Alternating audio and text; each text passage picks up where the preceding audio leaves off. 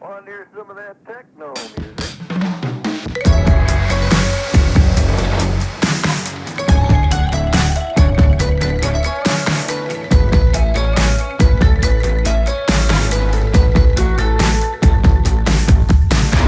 What's up, fam and cheese?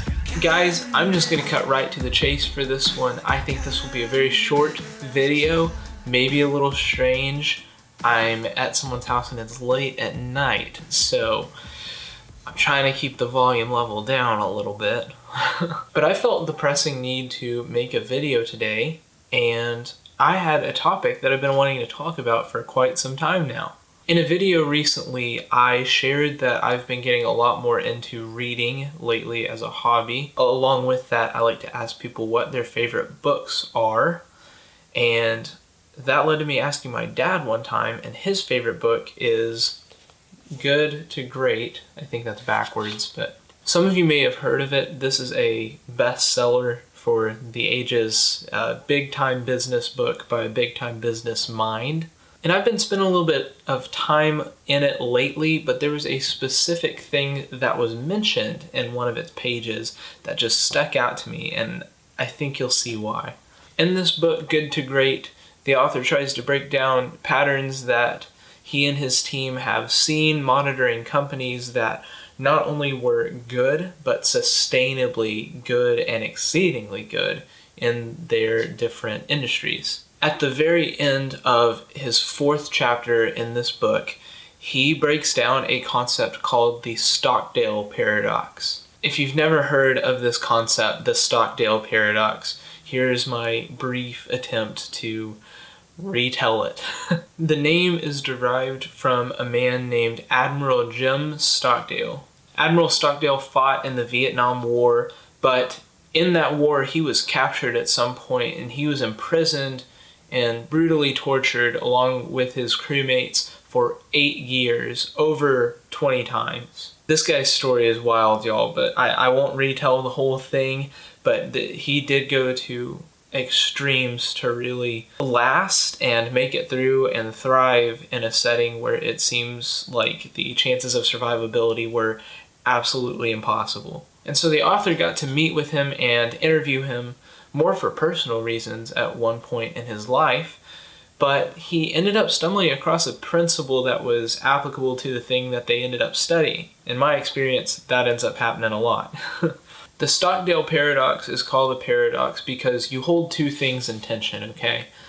One is you have to confront even the most brutal reality. You have to confront the facts that are in front of you without losing the faith that you'll prevail, that you'll come out with a lesson, that hope you carry, you confront, but you don't lose hope.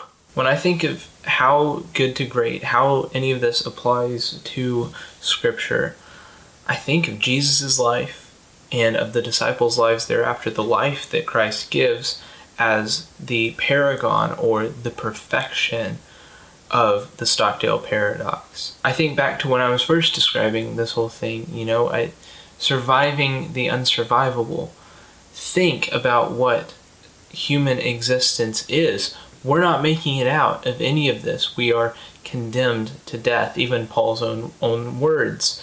Who shall save me from this body of death? Even before death, we're faced with the conflict of, people are set in their ways. It seems like people can't handle power. It seems like we're condemned to these evil things, minor or major, regardless. So, what's the cure? Is there a cure? If you remember what I said about Jim Stockdale, this paradox mindset of confronting but also holding on to the hope and the trust in the end of the story, it gave him the strength to survive what seemed to be unsurvivable.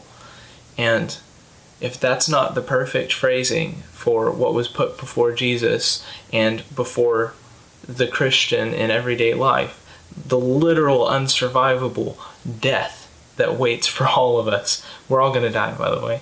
Well, yeah, that stuff can all be dark and gloomy and hopeless unless you know the end of the story. Think of Jesus' life. I mean, if death is the end of the story, really, then a willful submission to crucifixion is just about the stupidest, most foolish thing you could ever do. But if Jesus was who he says he was, which millions and millions and billions even have believed that, yes, he is who he says he is, then that changes everything. But Jesus, knowing the end of the story better than anyone, for the joy set before him, isn't that crazy? For the joy set before him, he bore the cross. Why?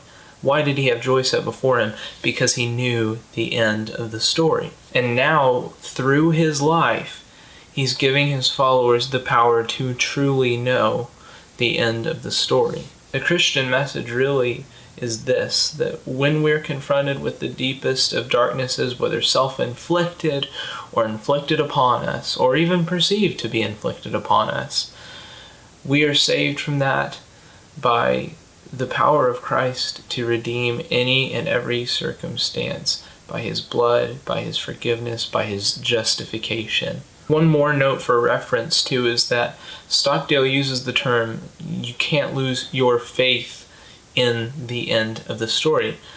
And I love that he intentionally uses that word. Faith, of course, more describes trust than what a lot of people think. And you arrive at trust by a lot of different ways, and trust is built via relationship. And when you trust the end of the story to the degree that you trust the end of the story, you can really hold the deepest, darkest realities within that paradox, knowing the end of the story. Guys, it's a late night.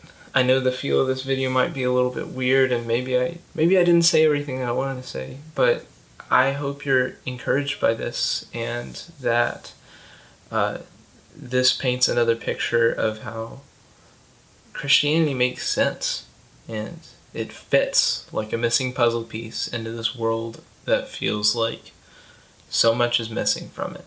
So I want to just extend the invite to you. Step into the tension, receive the mind of Christ in this, and be blessed, friends. I'll see you in the next video. Hopefully in that one speaking also more about the joy of the Lord. So until the next time, I will see you in the next video. Peace.